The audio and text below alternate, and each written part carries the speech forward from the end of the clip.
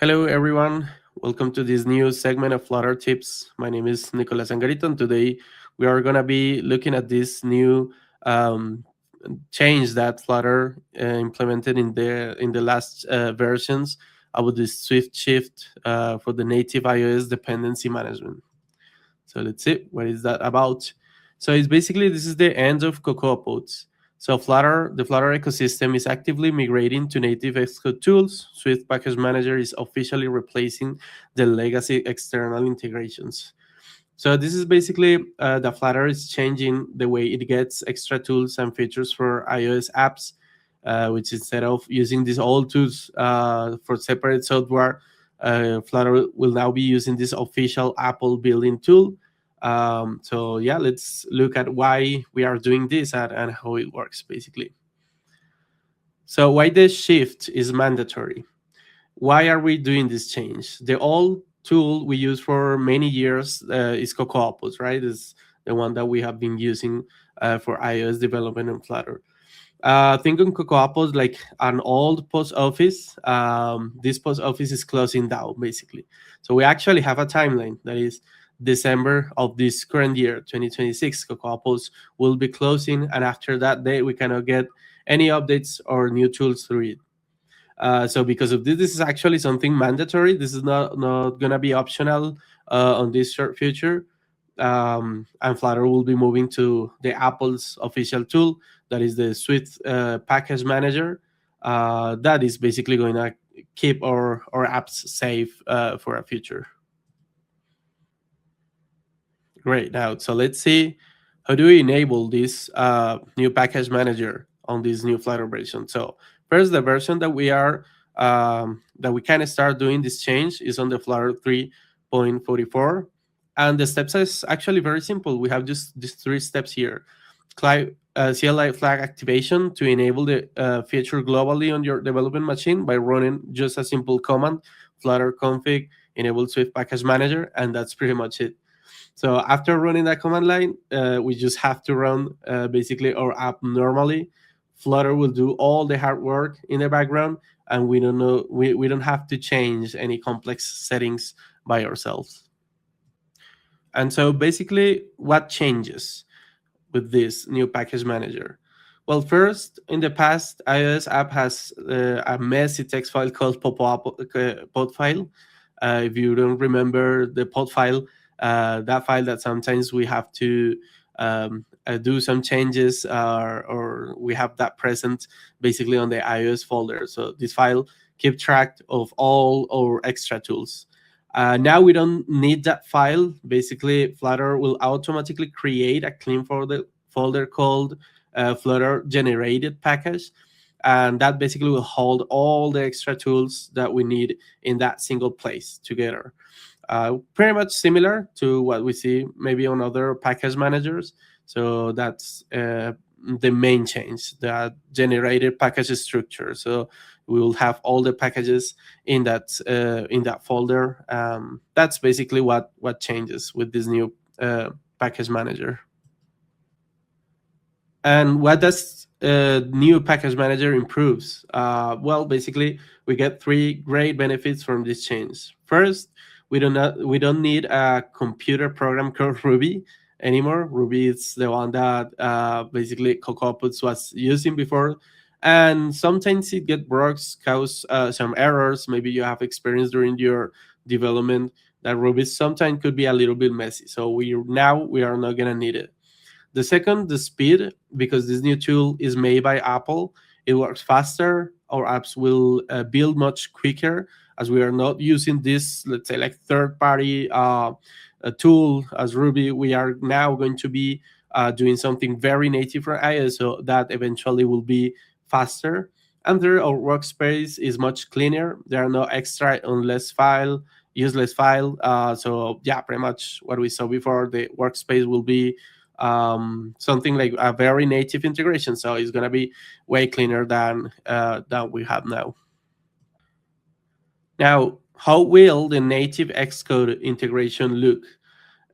So yeah, basically, if you use Apple official app creator, that is the Xcode, this update is actually very great. As we have been mentioning, This is going to be a change that is very native for Apple. So on Xcode, it will be very good. So before adding extra tools, feel like tapping things onto the side of our app. Now everything will be built into the Apple's official menus, so you can easily see the version of each tool and manage it with simple clicks. It just fits perfect. So it's very native integration. Of course, it's gonna be very well, and it's gonna be very simple for Xcode. Now we can see this comparison table between CocoaPods and the native SPM. So yeah, let's compare. So the old way versus the new way. On the left side, we have the old way, that is CocoaPods. That, as we have been mentioning, it is slow, needs extra software to run, macros files, a little bit messy, and the most important thing, and the main reason for this, is that it's closing down this year. On the right side, we have the new way, Swift Package Manager. It's faster, built in, keeps files clean, and is fully supported by Apple. So it's much better. It sounds much better. So we don't have to be afraid of this closing of CocoaPods. Is actually going to be forced and required improvement that we'll have in our apps. So yeah, on this table, basically, things that we have talked about: Ruby environment that we use on CocoaPods versus now the new native iOS Swift Package Manager that is completely native on Xcode. This Swift Package Manager is native. It integrates better with the Xcode, while with CocoaPods there are some alterations that needs to be done on Xcode and the workspace to work with that. Cache performance is also going to be an improvement, more optimized. Registry lifecycle. Now the main topic of this, in December of this year, is going to start a read-only mode, while the Swift package manager is, of course, actively developed and supported by Apple. So these are basically the difference between both package managers. And what about risk or core challenges? So, of course, every change has a few difficulties. In this case, here is what basically we'll have to watch out for.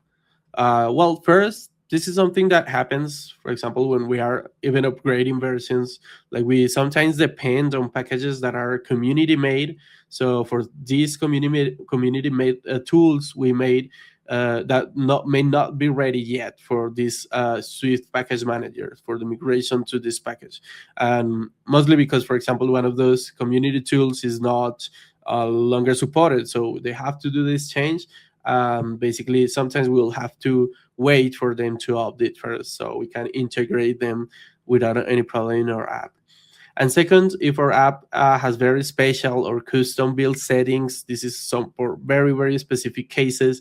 Maybe we will need to have some time to rewrite those build settings to work with this new Apple setup. But this is more for very specific changes. So I think the most important risk or challenge will be on some community-made tools that, yeah, basically we'll have to wait for them to improve this, to implement this improvement, so we can continue supporting them in our apps.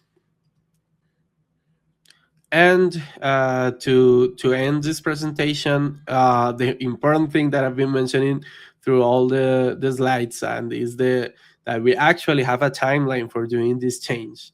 And yeah, it's basically the number 6. That's the most important thing that you'll have to remember.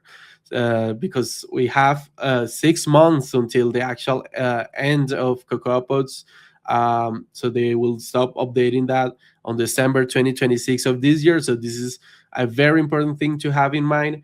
If we start changing our apps to the Swift Package Manager now, we'll have plenty of time. We can test everything slowly and avoid any rush or panic at the last minute. So it's very important to start this transition like today, if it's possible, or start thinking on this transition today, so we don't get until this deadline that we have to migrate to these Swift package managers. As we saw, basically there are a lot of things that are improved in this transition for this package manager. So it's actually something that is going to be very useful.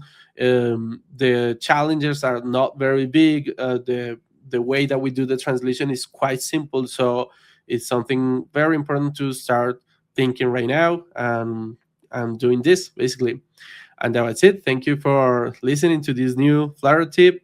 And thank you very much. My name was Nicolas Angarita, and thank you for having this presentation.